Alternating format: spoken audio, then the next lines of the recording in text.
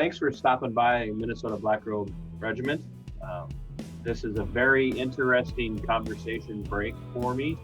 I have with me tonight Raymond Kinney, who lives in Texas, and we're going to be discussing wind turbines. And some of you are getting ready to skip the video because you're like, what on earth do wind turbines and Raymond Kinney have to do with the Constitution and the Christian view of government? And I don't know what that they necessarily have to do with the Christian view of government, but what I will tell you is that Raymond is a Christian, and he actually has a very, if you will, a very much an insider view, literally and figuratively, of wind turbines and this constant push by the left, especially the strong Marxist agenda to get everybody off of fossil fuels and on things like solar energy and especially wind turbines. And if you're in Minnesota and you're anywhere near southern Minnesota, the wind farms up here, if you will, are everywhere, and they're eyesores, and they are noise pollutants. People who live near them will tell you they cannot stand the constant sound of the turbines. But Raymond, in particular, has maybe what will be a very eye-opening perspective for people who have said, well, I don't really care for them, but what could they possibly hurt? So Raymond, thanks for being willing to come on. Thanks to your wife for being willing to maybe she's glad that you are doing this tonight. And she's sleeping. Oh, well, there you go. See, so, could you tell us a little bit about yourself? How old are you? You know, where you live, what you were doing before you got into wind turbines, and what you experienced, and we'll go from there. I'll interrupt, so just be prepared. I am a good interrupter. So Raymond, right. How old you are, where you're from, and we'll go from there. Well, as Todd said, I am a Christian. To be more specific, a Reformed Baptist, 1689, all that fun stuff. I'm 28 years old. I worked in the wind turbine business for about 6 months. So what I am talking about is not like an all-encompassing, like everything that there is, but this is just what I saw with my short time. Yeah, the reason why I ever got into wind turbines was I've been really interested in electricity, and I thought working on wind turbines was going to be kind of an avenue to do that sort of work. So you were saying that you got into it because you were very interested in electronics, but you had been in the military prior to getting into wind turbines. Yeah, that's correct. I'm not really sure what started my interest with electricity. It's not like my job was primarily working with electricity and I thought I could take it out to the real world. You know, when I was in the Army, I was a forward observer. My job was, hey, here's a map. I want artillery to shoot at that thing over there. Here it is on the map. Well, up and then. Well, let's focus on that. So you joined, how old were you when you joined the Army? I was 18 years old. Actually, I was 17 when I went to MEPS for the first time. Okay. I left not even a month after graduating high school. So here you are, 18 years old, month after you graduate from high school.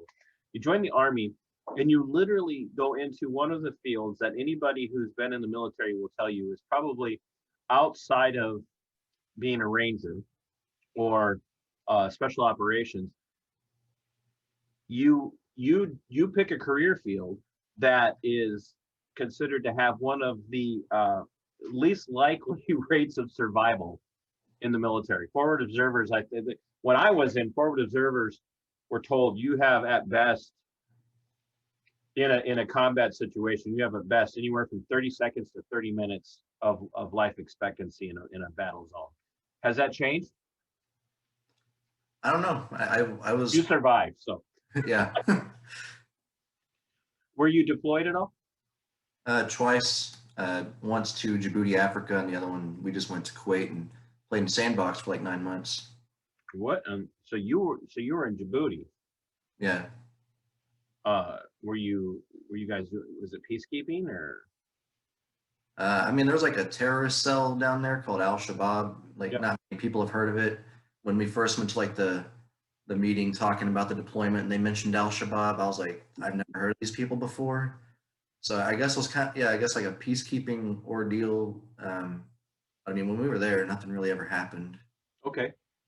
So you deploy twice, you come back, your time to separate from active duty comes around.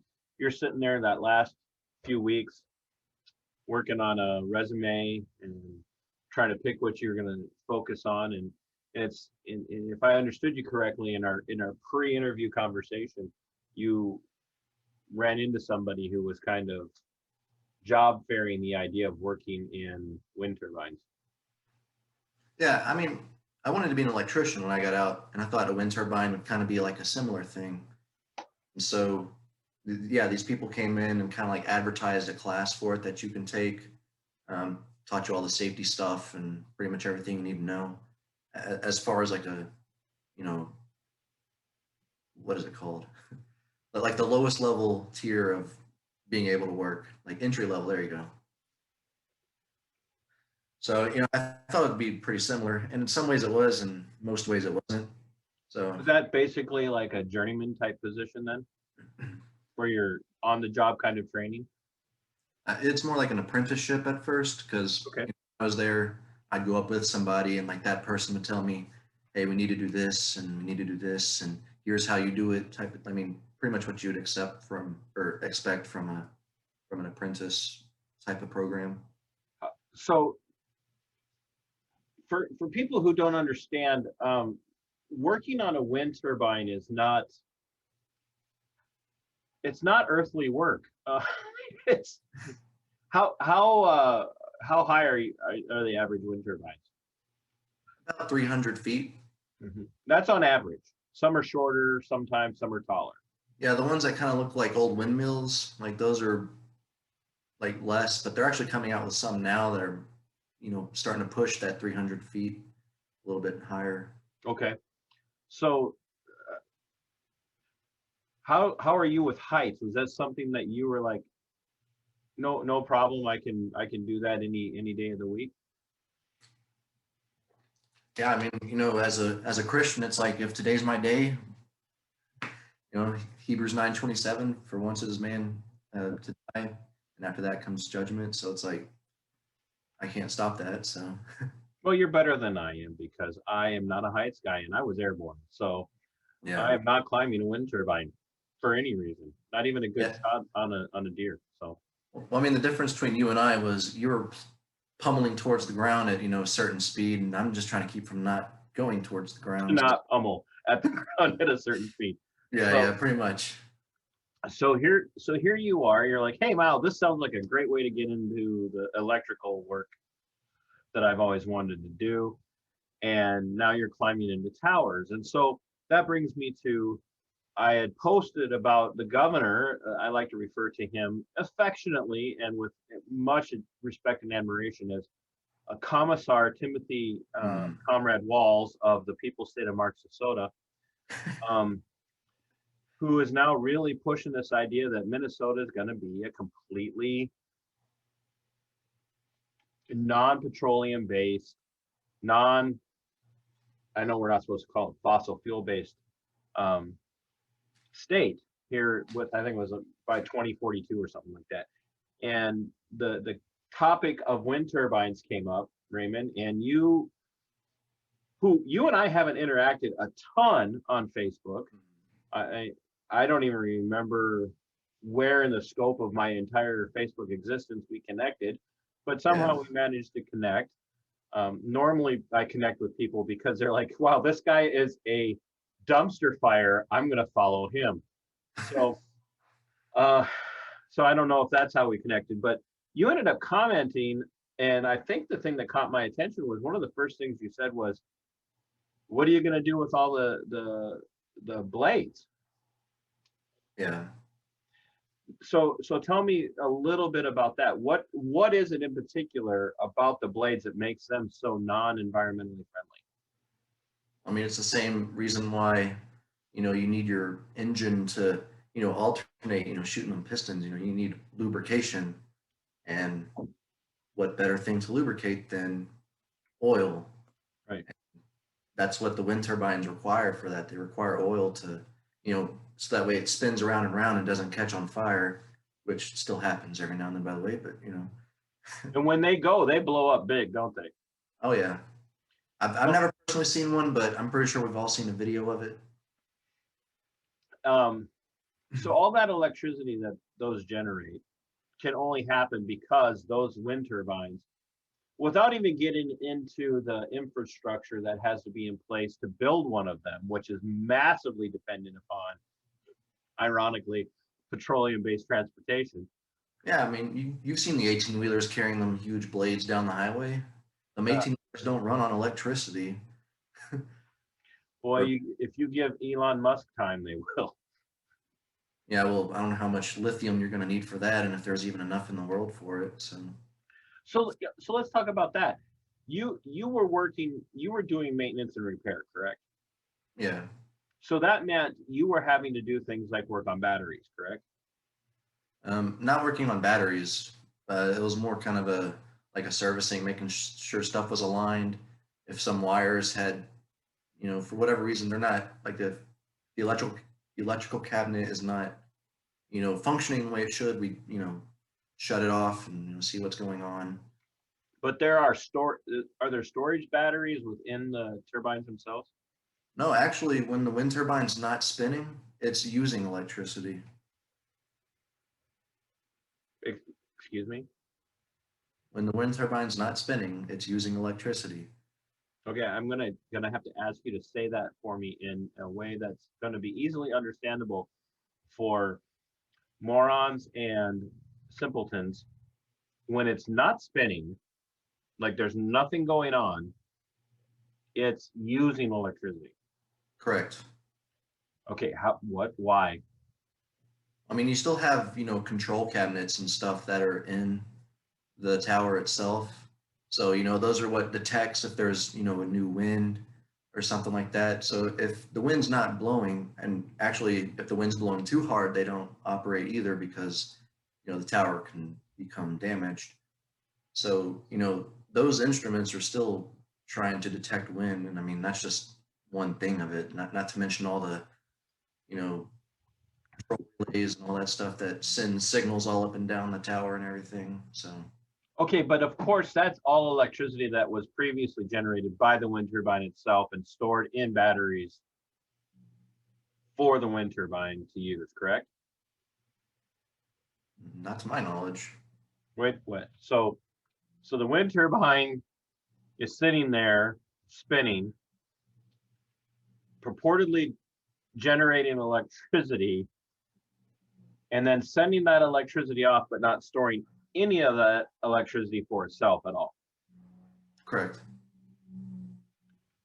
So what you want me to believe is that those wind turbines are connected to a power grid. Yeah, I mean, that power, when it gets generated, has to go somewhere. It's not just, a nice fan.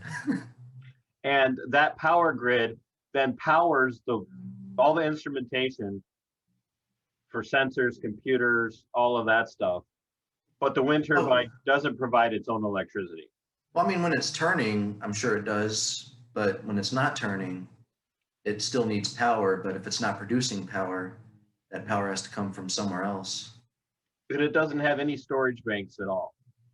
Not to my knowledge. So, okay, Raymond, let's talk about your knowledge. You literally traveled top to bottom on these things. And for those of you who are doubting that Raymond's testimony is valid, that he couldn't possibly know what he's talking about because, he's a Reformed Calvinistic Baptist, and we know how stupid those people are. We have pictures, and those pictures and in one of the videos of Raymond way up on the top of the world will be at the end of this video. So hold your horses to the end. This is going to be great. You've traveled top to bottom on these things. You've literally been all the way from the very bottom of 300-foot wind turbine all the way to the top. Yep. So it's not like you aren't familiar with what's on the inside of these things. Correct. Right. Now, obviously, you're not an engineer, correct? No. Right. What, in layman's terms, what is a wind turbine constructed out of? It's like a fiberglass, like a really compact fiberglass or something. It's not made out of metal and concrete and rebar. No. No. And that's the base all the way up to the blades themselves. I mean, there's like metal platforms throughout, but I mean, and there's bolts, but it's not like it's not constructed like a highway is, for example. Is the skeleton itself like, so it's made of, is it an iron skeleton that's then covered in the fiberglass or whatever? I don't believe so.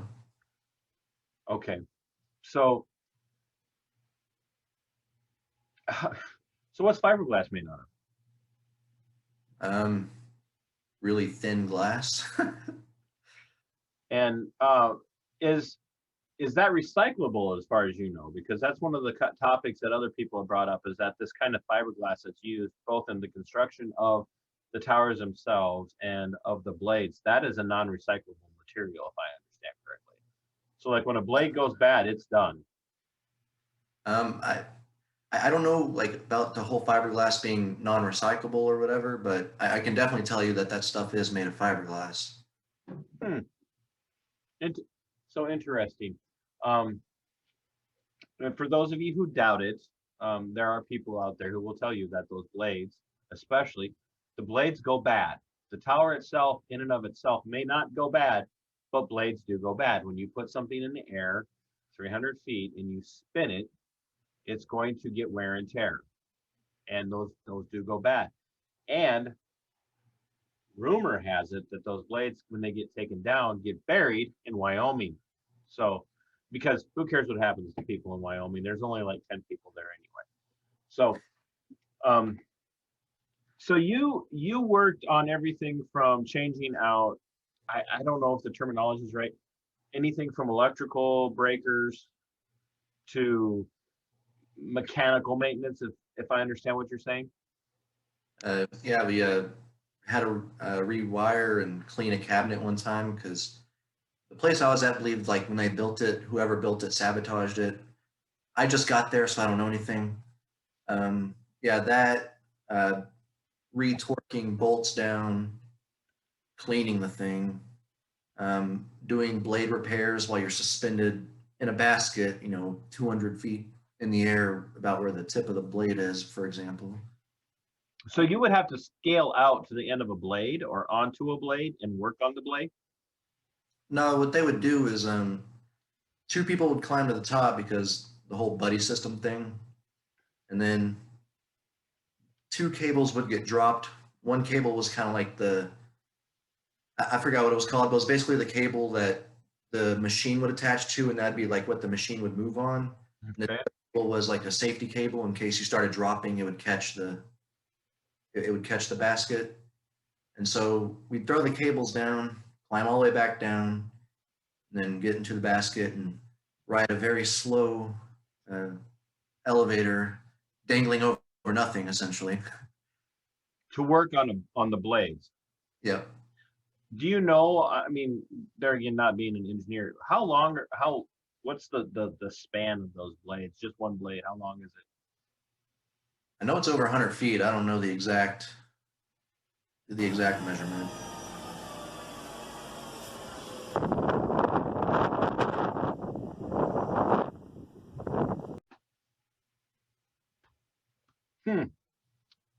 Let that sink in, folks. You have 100-foot long, at least, minimum, 100-foot long blade made out of fiberglass, which does not, I mean, everything breaks down, everything disintegrates eventually. But here you have a material, a product that is made out of, really the genius of the human mind has come along and found a way to make this fiberglass. very light, very compact, very easy to manipulate, very easy to mold and shape, especially under heat, but they break down. It's like the props on a helicopter.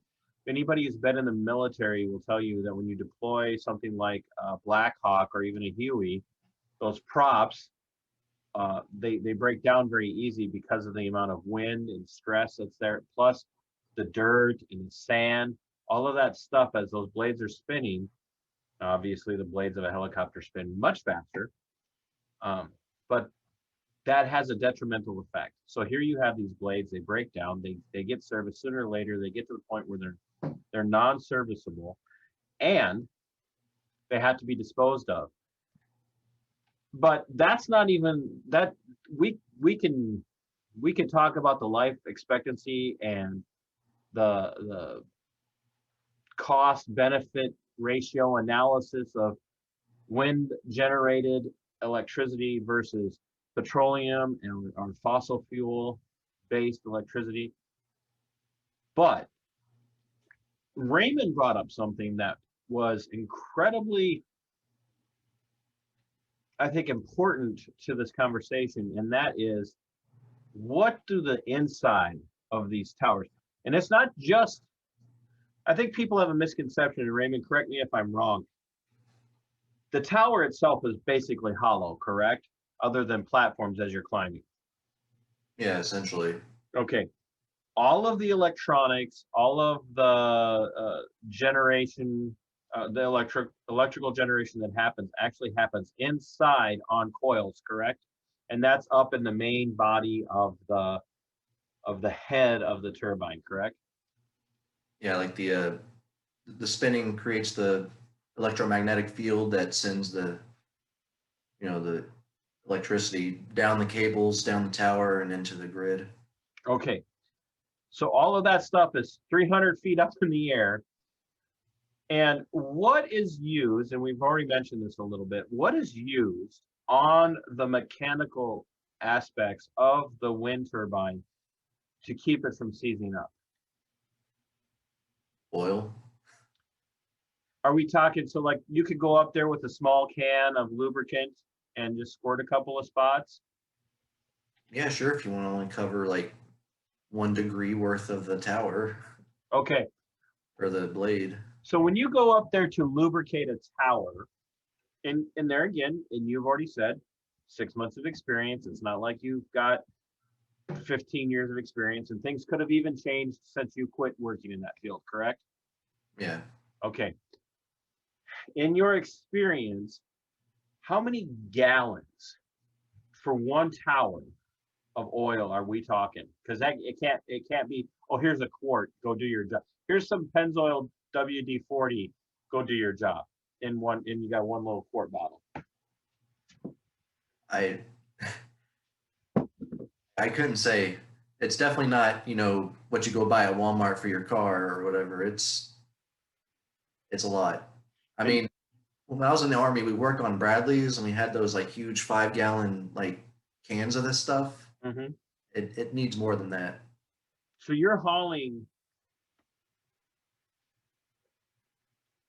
vast amounts of this petroleum up into the towers to use it to lubricate the turn points and the turbines themselves so that they don't catch on fire and blow up.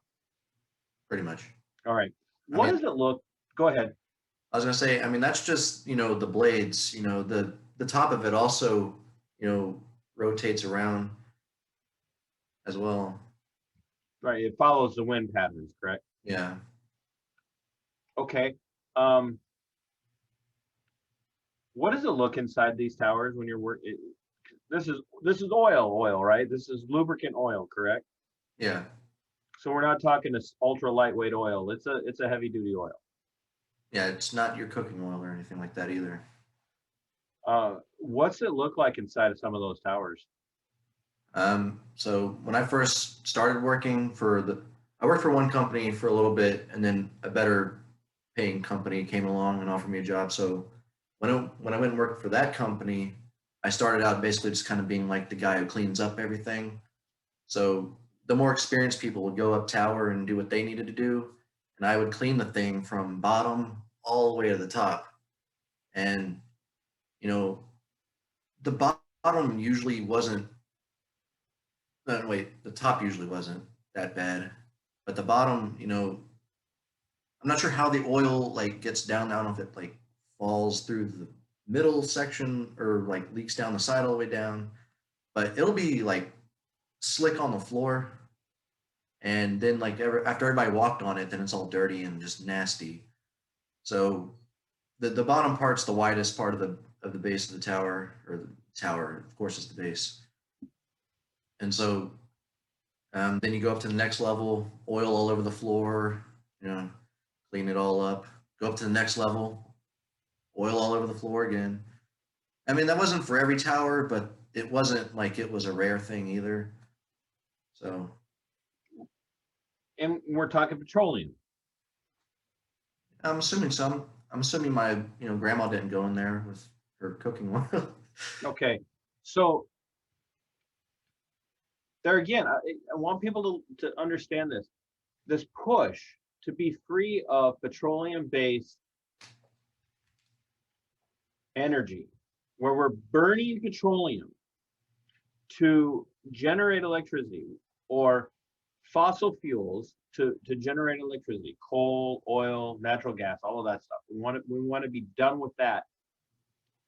There is literally no way for us to get around just for generating electricity in the United States, whether it be Hawaii or Alaska or the contiguous United States. There's no way for us to get around the sheer and utter dependence upon petroleum or fossil fuel-based products to do this. You can't have fiberglass without this. You cannot have, what were you saying?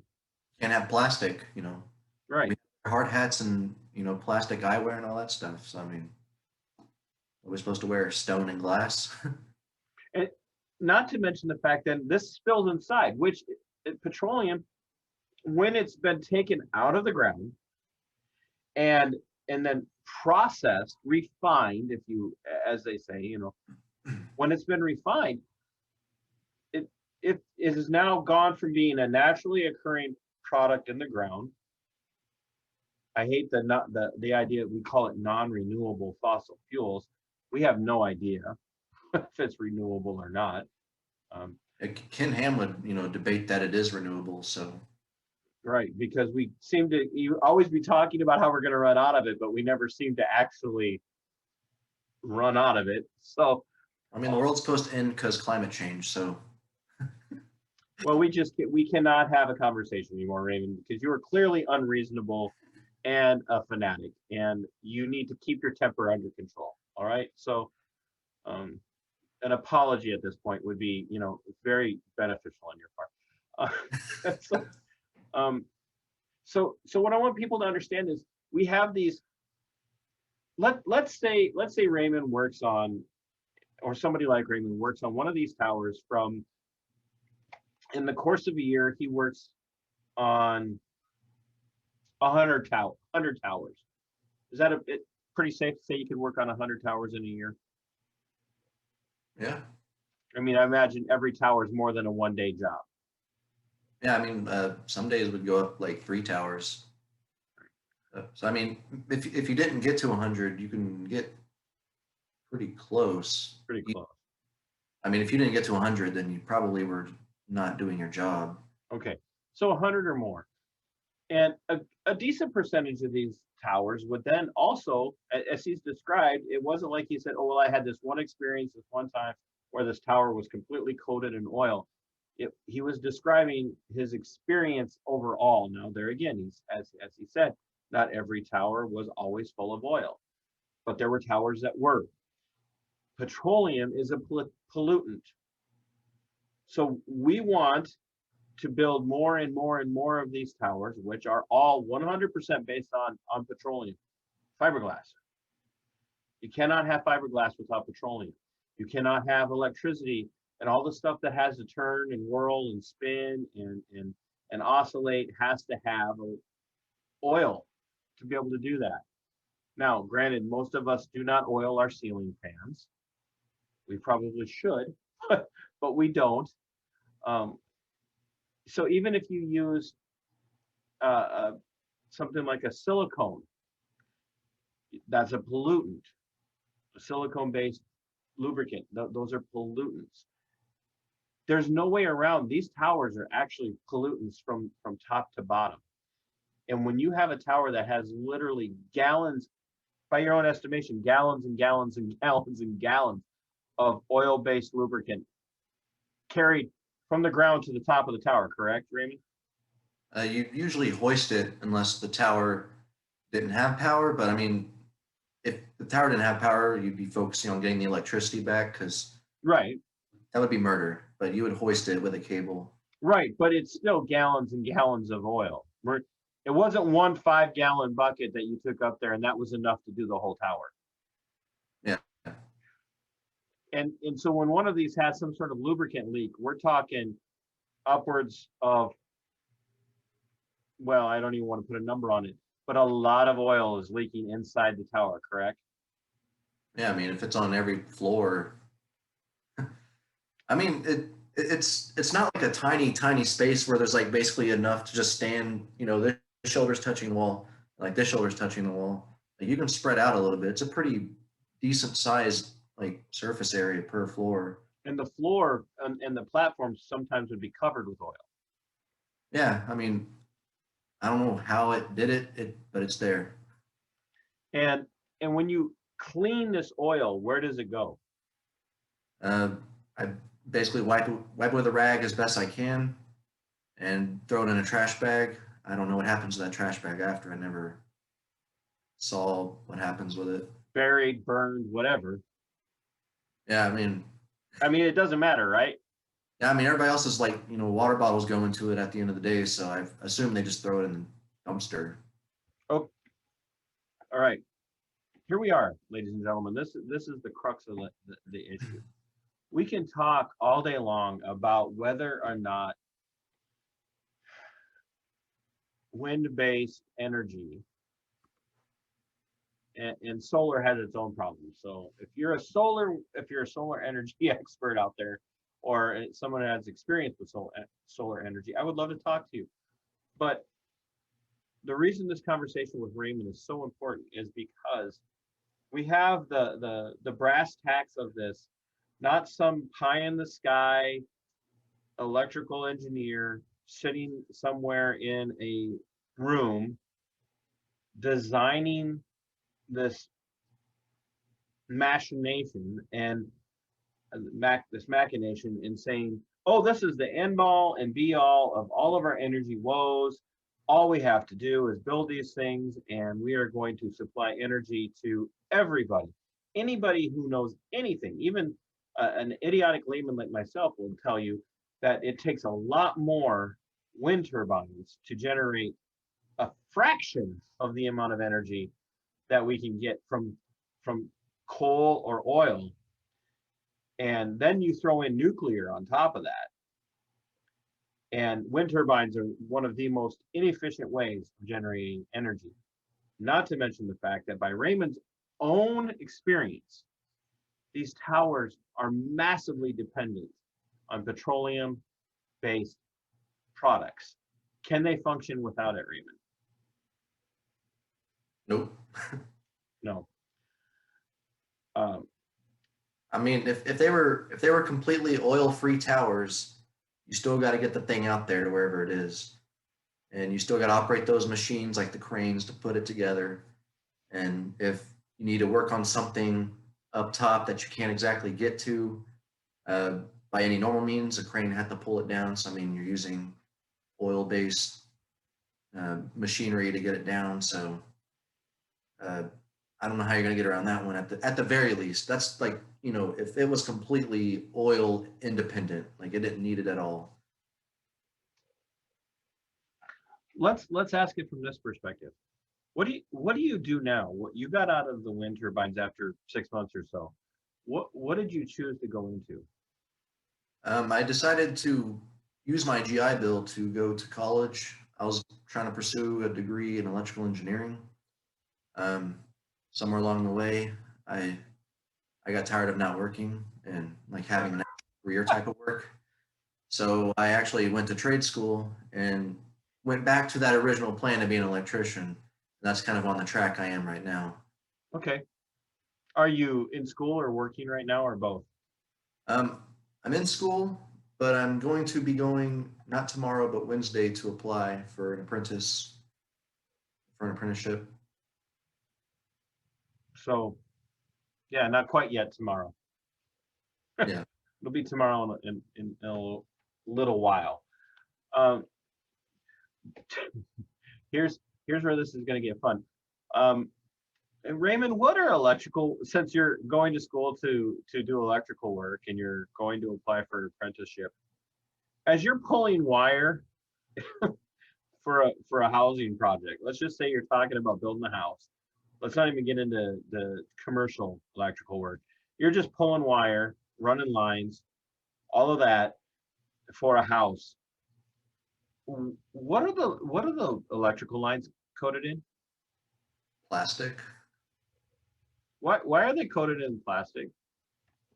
insulation, so you don't shock yourself, or it doesn't burn down the house when the wire comes in contact with like a raw material or something like fiberglass or um, not fiberglass, that stuff that coats the fiberglass, and then or the wood beams, whatever.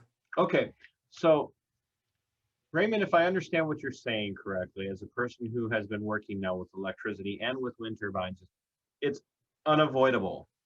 There, as far as you know right now that you're aware of, it's unavoidable when it comes to the world of electrical power generation and delivery. Is it possible to get away from petroleum-based products and petroleum generation to make electricity a feasible reality for your average residential dwelling, let alone the massive amount of commercial work that's happening? No, and let me put it to you this way. I live on the east side of Houston over in Baytown. I am surrounded by chemical plants over here. And, it's mainly just like the southeastern to the eastern portion of the Houston area that's covered in these chemical plants. I mean, there's even some further down south, like in Freeport, for example. But like that stuff is what powers, pretty much all of Houston and beyond. And I've seen a wind turbine, just not a wind turbine farm just west of Amarillo that covered about the same like surface area. And Amarillo's much smaller than Houston. And I'm not saying that it's being used to supply electricity to Amarillo, but I mean, if it were that great, why wouldn't it be? But I mean, that's just speculation on that. So you have a wind turbine farm that covers about the same square mileage as the city of Amarillo. Yeah, I remember it taking about 30 minutes to drive through that entire farm just west of Amarillo Just to drive through the farm itself. on an interstate, so 75 miles an hour. Having worked on wind turbines, how far apart are they normally? I'm not sure the exact distance that they have to be away, but I know it has to be a great amount of it, because if you have them too close together, they create the wind turbulence when they're spinning, and so it kind of messes it up if there's one like immediately behind it or something, it messes it up for that, and it can cause damage or malfunction. So that's wind farm is spread out for a long ways. 30 miles, half an hour just to get through a wind turbine. A wind farm. It's the biggest one I've ever seen. I will grant that. It's the biggest one I've ever seen, but I've never seen like one where, well, I mean, I have seen one where there's only 5 wind turbines outside Atlantic City. But bro, you should come up here, man. I can literally put you on a county highway, onto a state highway, onto an interstate, and you will never stop seeing wind turbines. you laugh, but it's true. I can literally put you on a highway where you can go over 100 miles or more and not stop seeing wind turbines. Um, for whatever reason, what you said made me think also of the people I work with. I don't know of anybody that I've ever worked with doing wind turbines that had the ideology that we can become completely renewable energy source. Like, I mean, I'm sure there are some out there, but usually the people who are like diehard environmentalists are also not the same people who like to roll up their sleeves and get dirty. So, I love it. You're so honest. It's amazing. So I the mean, long, go ahead. I was gonna say, I mean, it was a fun job, but I don't think it's our energy savior or anything like that. So, So the long and short of it is that your experience in this. I mean, what? Well, here, let me ask it this way: what made you ultimately, after 6 months of this, thinking? Because I hear all the great stories. Hey, come to work for these wind turbines, become a maintenance guy, become what do they call them? A maintenance engineer for the wind turbines for all these companies. And you're going to make $150,000 minimum a year. You know you're going to be home most of the year.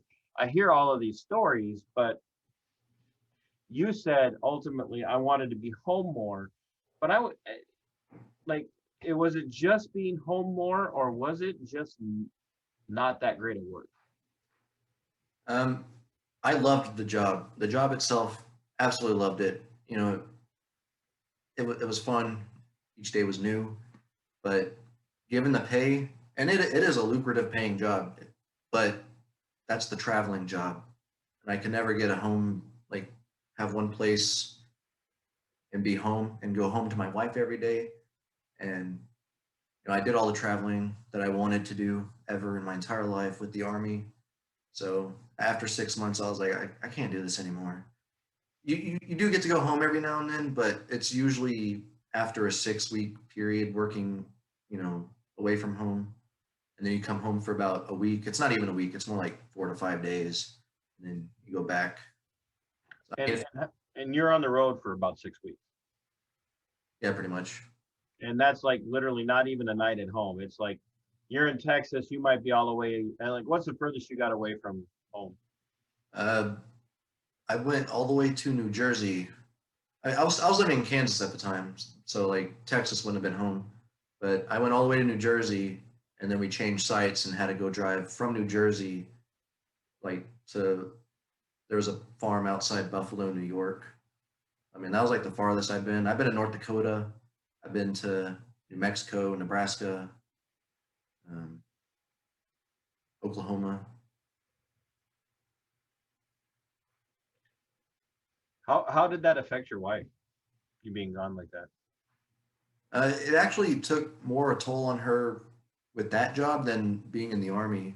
Uh, living in a military community, whenever a brigade would deploy, all those wives would kind of come together, and us being a Christian couple, there'd be other Christian women in our church that she could have that Christian fellowship with while, all of their husbands were gone.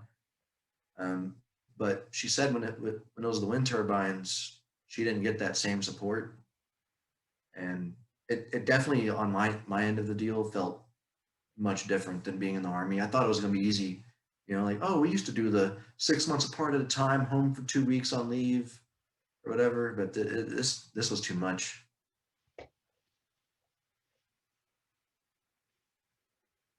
There's no wind turbine community, is what you're telling me?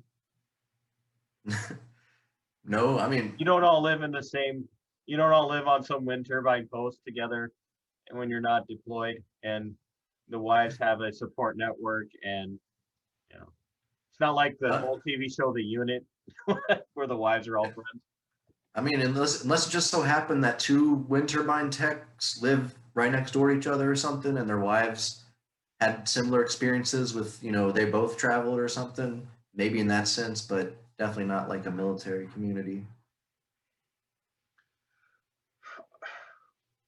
And you had mentioned earlier that it's it's great to want to come up with more efficient ways to generate electricity. I mean, there's no way around it. I mean, unless we all want to live Amish and lifestyles, or we all want to be some version of what's that show on Discovery or TLC or whatever, Survivor Man or 90 Days Oh yeah, okay, I see in what Alaska you or whatever. I mean, you might get power like, for 5 minutes on a still day or something like that. If it complete wind turbines. But it's just it's like a penicillin to the infection of what do we do with all of this, really. I mean, it comes along and it makes you feel better, but it's really not doing anything, is what I'm kind of understanding. And that's literally from the insiders. Is that a fair assessment? Yeah, I mean, with wind turbines, it's one of those things that you can't even please everybody who hold the same views. Because like the same people who'd be like, oh, it's good for the environment. There's people within that group that's like, yeah, but it kills birds. I've even seen a dead bat on the ground, like next to a tower. Like, that's where COVID came from. Sorry, guys, it was all my fault the whole time.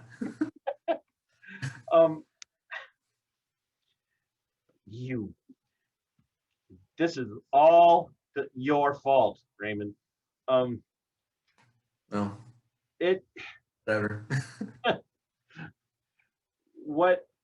I guess what I'm driving at, and while I still have Raymond here, is that, look, I don't want to say I don't care what a person's worldview is.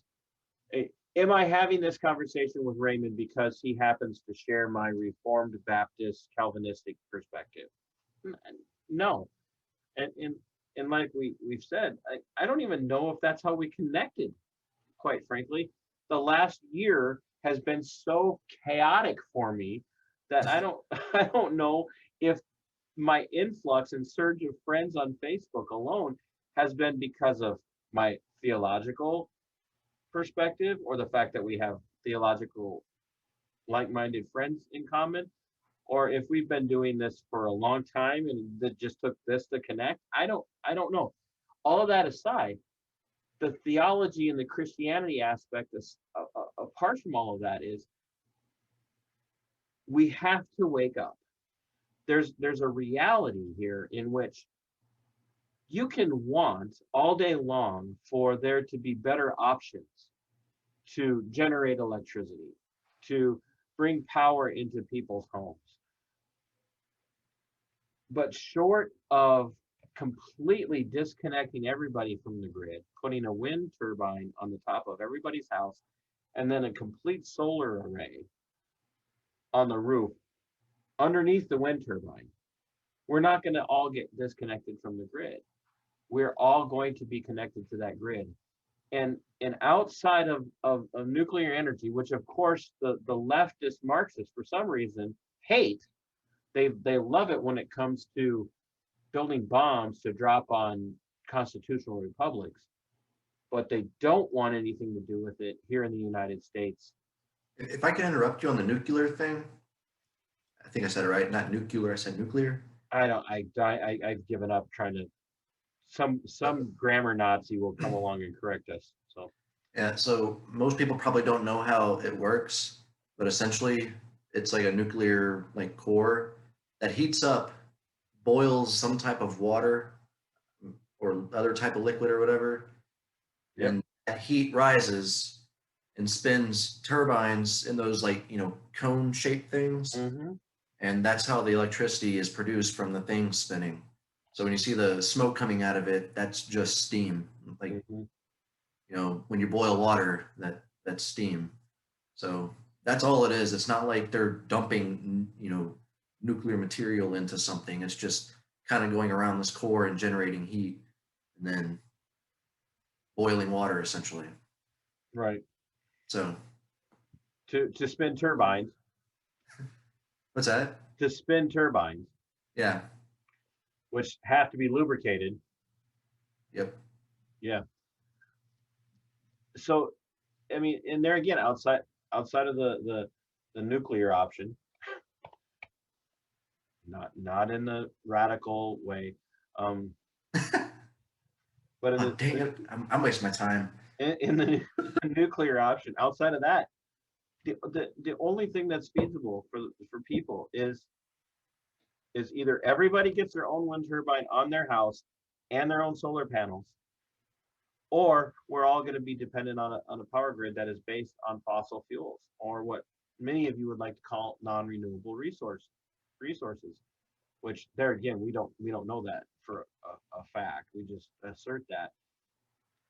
And you are literally polluting the landscape, literally and figuratively, not just visual pollution and sound pollution, noise pollution, but literal pollution, just to get products to build these towers, and then to get the products and the people to maintain these towers, and the materials needed to continue the sound operation of those towers by hauling petroleum, gallon after gallon of petroleum into these buildings on a hoist, albeit they're not, it's not like they've hired some broke dwarf from the mountain mines of Moria in Tolkien's books to carry 5-gallon pails of petroleum to the top of these towers. They have hoists, but If you don't mind me interrupting for a second. I want you to interrupt. This is more about you, Raymond. So I didn't know that sound pollution would be a thing that would be something to consider as something negative. I actually have a video of me standing underneath a tower while it's operating, and you can hear the blades like swoosh, swoosh, as they come around.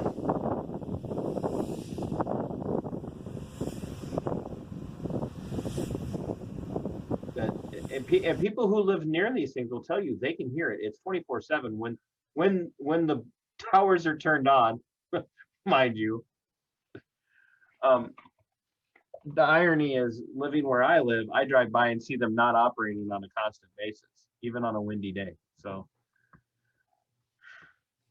Yeah, if the winds are too high, they don't work either. So it has to be. I just, well, like, Americans, you're stupid. Okay, I don't know how else to say this. American people, you're stupid. You want to feel good about what you're doing. Like, you want to go home and you want to be on your smartphone, and you want your smart TV, and you want your smart lighting, and you want your Nest thermometer, and you want your timer on your refrigerator, and your timer for your lights in your house, and you want voice activated this and Alexa activated that. And you want all of this stuff, and it's all electric based. It's all based on having electricity. And then you want to feel good that you're doing your part because you're advocating for Mother Earth. And Raymond's over here going, look, you guys are idiots. Raymond's not the kind of mean I am, okay? But if Raymond was feeling free and unfettered, he'd think you're freaking idiots. You're idiots. Just a little bit of critical thinking. The thing spins, and it's not a small thing that spins either. So you need it to be lubricated. It just, you had, like, Americans, you're stupid, because you and worse, you're so egocentric that you want to think that if you do your part, and here in the state of Minnesota, you can buy blocks of wind generator electricity, and then you can brag about it, or you can buy your solar panels and put your name on a thing that shows that you have bought your solar panel. I got news for you. That electricity ain't coming to you.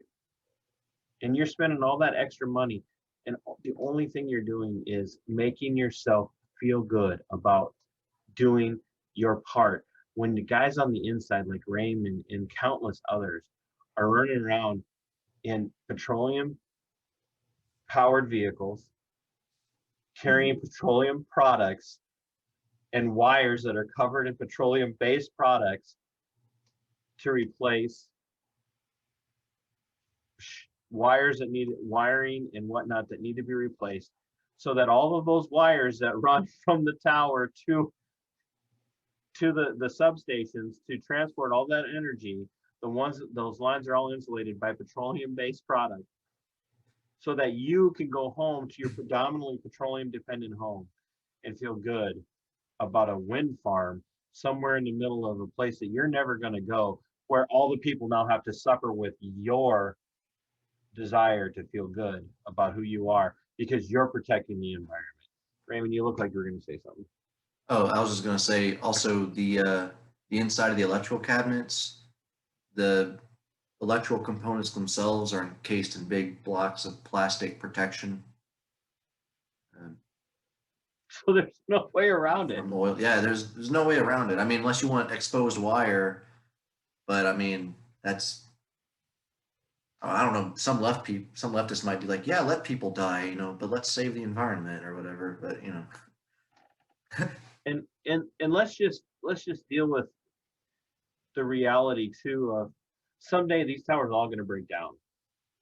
They're all going to break down because we've yet to determine a way to build an infinity machine that allows us to just keep going and going and going with these.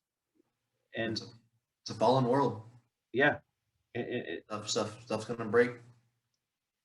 And so, and for those Christians who are watching this, unless you're, you know, some sort of weird hyper dispensationalist, when Jesus returns, he's gonna knock down all the wind turbines. Those are going too, because we're not gonna need them anymore. But and so things, as they get worse, will also get better, and we're fighting that. We're fighting that with every fiber of our being. We're fighting God, and he's laughing at us. The scriptures tell us that God laughs at the plans of man, and man's over here. And Raymond can back me up on this because I bet he's far more versed in this than he is in. Yeah, you're probably quoting Psalm 2, like the Lord sits in heaven and laughs, and yes, people's in derision. Yeah, God laughs at how we plan, thinking that somehow what we're doing is going to be better than anything he could possibly come up with. And this makes me think too of the Tower of Babel. Here, all these people, they literally all spoke the same language and all had the same cultures and customs in common. And they're like, okay, we're going to build this tower up to heaven because we're going to go up and we're going to take heaven from God.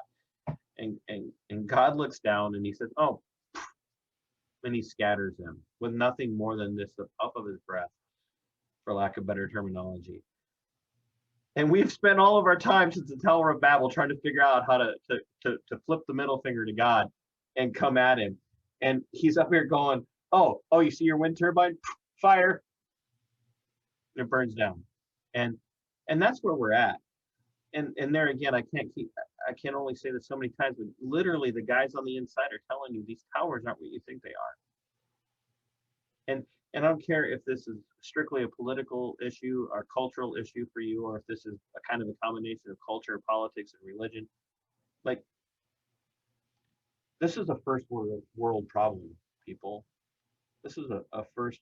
There is nobody in India right now begging their people, their government servants, please find a way to generate safe electricity. I don't know if you've seen any pictures of Calcutta, England, or Calcutta, India, excuse me. They literally run bare wire across the rooftops. And also, take everything I'm saying from somebody who loves the job, who, you know, if you want to make good money, there's a lot of good money in it. You know, I can't really talk negatively about it as far as like a job experience. You know, it's great, but be that as it may, it's not a replacement for petroleum. And that's I also want to emphasize, Raymond's not talking bad about the people he worked with. It had nothing to do with that. He just moved on. He just moved on. Look, the people who work in this industry are not the bad guys. The people who are the bad guys in this situation are the people who are foisting the sham on us, who keep telling us that wind turbines are the way to go because it's the end all and be all. If it were the end all and be all, we wouldn't need as many of these stupid cotton picking towers that we need. One tower should be able to generate enough electricity. Oh, but wait, we can only run them in a certain time because when winds hit a certain gale force, you can't use the towers because they'll fall apart. It's mostly politicians that are pushing for the green energy. Everybody I know, like I said, that worked in it, they're all like, I don't see how. That's just not the case. You just can't make it happen. It's impossible. Raymond, if you could say something, and what you just said there is very poignant, very powerful. It's better than anything I could say. If you could say something to, your average Joe Normie out there who doesn't really care where his electricity comes from. He just wants to be able to come home and turn on his flat screen, his 75-inch flat screen, and watch the Super Bowl. Why, I don't know. But or his YouTube videos. I would be the guy watching YouTube on a 75-inch screen. But Yeah. because there's just something special about Vody Bakum in 75-inch. He'd probably scare the pants off me if I saw him at 75 inches. He scares me on my phone screen. So Oh, just wait till Stephen Lawson gets on. He's gonna breathe fire literally out of a screen. Out of the screen, yeah.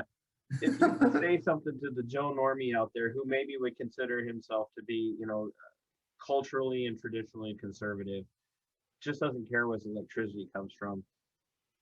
Outside of saying, well, this is all just the politicians pushing this, what would you compel the listeners, my tens and tens, to think about?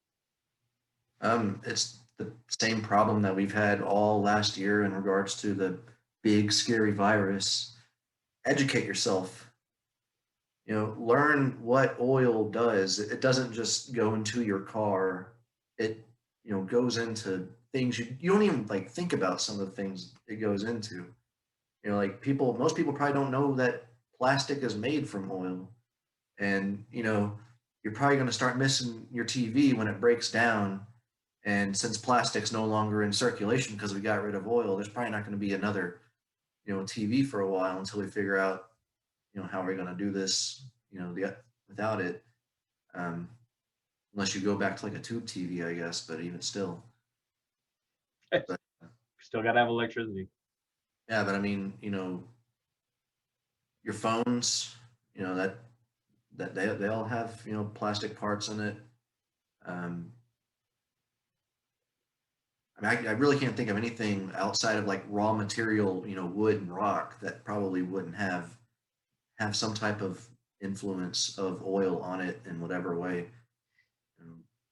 So I mean, educate yourself on how far reaching is the oil industry, because again, it doesn't just go into your car, it goes into a lot of things.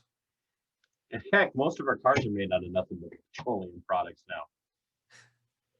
That's why you can drive a smart car, hit a squirrel, and the squirrel walks away and your car's totaled.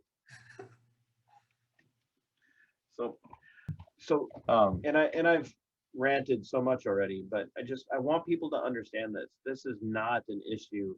This doesn't even have to be a right versus left. Well, you know what it does. It is a right versus left issue. The right is over here for the most part. The conservatives are saying, just let us live our lives. Let us decide what's best for us. Let us decide how to live. Let us make the conservation is in the very name of the conservative movement in the United States. We are the conservatives. We're the people over there squeezing the ketchup bottle until every drop of ketchup, like I will literally spin the ketchup bottle to get all the ketchup down to the bottom, and then I'll get a spoon or a knife or a spatula to get all the ketchup out. I'm a conservative. I don't waste just for the sake of waste. So to some degree, this is a conservative versus leftist, a right versus left issue. But here's what it is. It's about control. It's about control. Mhm. If they could, and they're showing that they can find a way to get you to be afraid of everything. When they get that fear instilled into you, they have the ability to control you so that you will do whatever they tell you you need to do so that you don't lose your earth, so that you don't lose your continent, so you don't lose your hemisphere or your particular state or your county, and you're going to be safe. And I don't care if it's a pandemic or if it's oil polluting the air, whatever the case might be, they need to control you, because without controlling you, they can't make you do whatever it is that they want. Yeah, there's a lot of wisdom in Jesus's words when he says, don't store up for yourselves treasures on earth, but store up for yourselves treasure in heaven. If you want to conserve this world, through the means of going renewable energy, you're not really considering storing up for yourselves treasure in heaven because you're so attached to this life. Now, I'm a post-millennial, so I think that Jesus will eventually, conquer the world through the preaching of the gospel. But just because I'm a post-millennial doesn't mean like I have all this stuff, I want to keep it. This is mine. It's like eventually I will inherit the earth. It says the meek shall inherit the earth. The people of God are essentially the meek. They will inherit the earth. So I mean, and that's why the rest of you should be Christian, because we win in the end. Not because we done anything, but because our Savior has done it all. The gospel of Christ comes into this fallen world.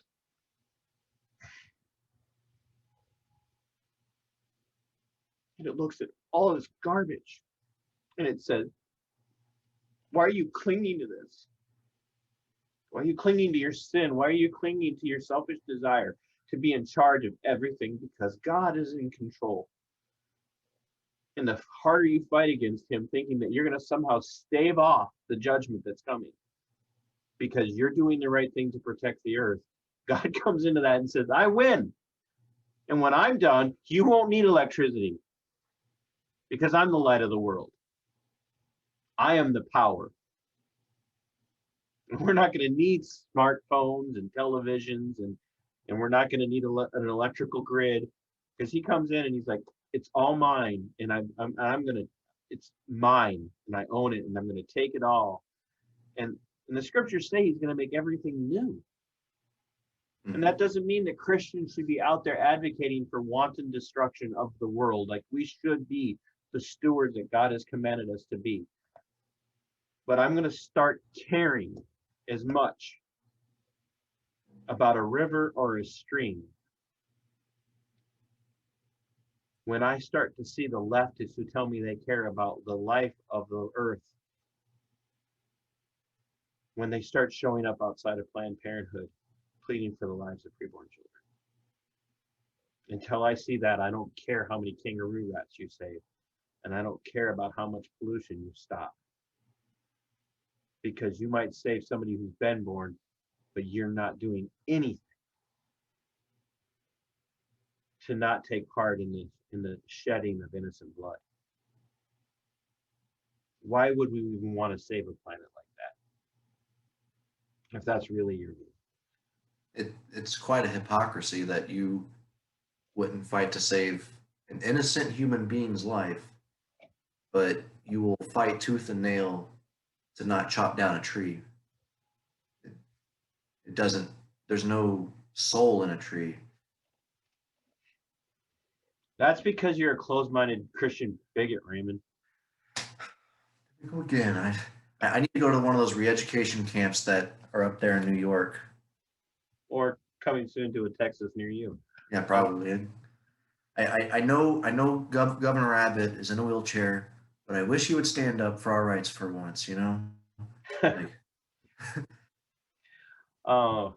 so I guarantee you that Raymond would be very interested to hear feedback on this video. So when this uploads to YouTube and then is summarily taken down for not being of right think, I would love for people to give us some feedback and their thoughts on this. And if you happen to be an insider and you know even more about what happens to wind turbine blades, especially when they disappear, or if you're a solar power person, you know what happens or what goes into creating solar power, I'd love to hear more. Don't buy into the lie that government always knows best. We have to start recognizing that here, especially in the United States, government is not the person who gets voted on. It's not Ilhan Omar. It's not Donald Trump. It's not Ted Cruz. Government is the Constitution. God has appointed that, and then He has appointed we the people to be the governing authority over these elected servants. And it's high time that we told them to start obeying God. Yeah. To start obeying God's law, because that's what God has appointed to be the law of the land through the Constitution. I don't care if you like it or not. That's just the fact. Yeah, God has appointed civil government to reward those who do good and to punish those who do evil, according to Romans 13. Yep. Environmental stuff, welfare, education. That'll all fall in line. State. And that's why it's failing. Like, God doesn't bless that. So you can ensure that any push for environmentalism, a little bit of critical thinking would tell you this as well, but any push for like that extreme environmentalism to get rid of all oil, it's not going to work out. It's not going to go well. Yeah. Millions will die. Yeah, I mean, starvation, that would be probably the biggest one. Water filtration might be another one, depending on where you live. Flint. I think what I'm going to do is I'm going to end this. I'll keep you on for a minute. I'm going to end this. Raymond, thank you so much for coming on. Thank you for sharing your insider perspective and allowing me to use you as a springboard to advance my agenda. Yes, no problem. People, once again, for those people who are watching this, this is obviously going to be one of those interviews that's a little longer. These things are important, and we need to be talking about them. If everything that you need is wrapped up in sound bites, and you need it to be less than 5 minutes long to hold your attention, you're shallow and you're anti-intellectual, and you're actually everything that the left says you are. If you're on the left and you don't like what you're hearing, and you're going to come at this with ad hominems and straw man, logical fallacy arguments and red herrings and all of that, that's fine. I'll answer you, but I'll destroy your argument as well. You're free. They're free to also go actually apply for a job working in that, because it is a pretty fast-growing industry right now. Yeah. So I mean, likely to get hired, and then you can check it out for yourself and be like, oh yeah, there's all over this place. You'll be a conservative in about 10 minutes from this out. So all I would ask is that you would interact with this using logic, engage your intellect, engage reasoning, because God gave us to us for a reason. And so as you watch this, as always, feedback is appreciated. Civility is required. Sic semper, Tyrannies.